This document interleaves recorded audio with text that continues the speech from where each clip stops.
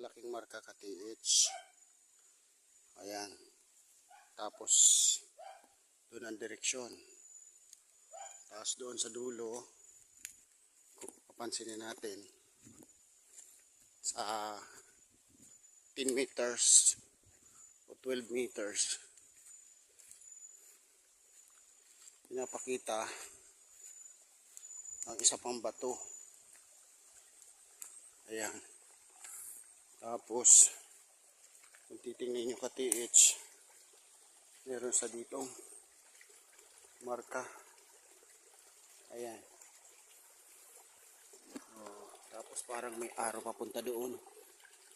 Tapos merong naka-engrave dito.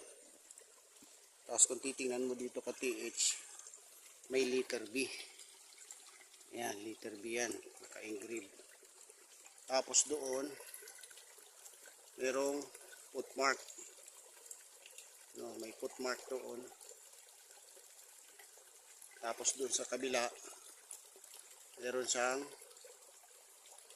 malalim na butas na doon nakaharap sa kanan. Tapos kung titingnan mo naman dito sa kabila TH,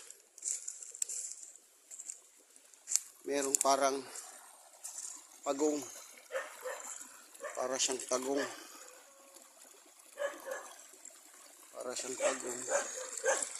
tapos dito may parang puso, tapos may butas din na malalim. Ano? Ayan.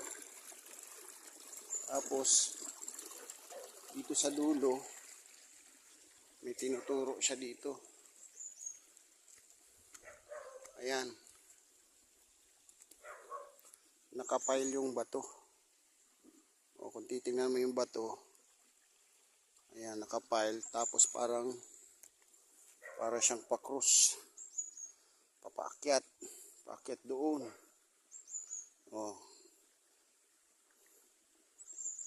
Pa-cross siyang ganyan.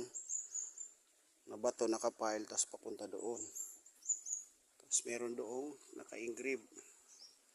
Tapos dito, kung titingnan mo ka TH, merong nakalagay na parang cross. Tapos pababa. Ayan.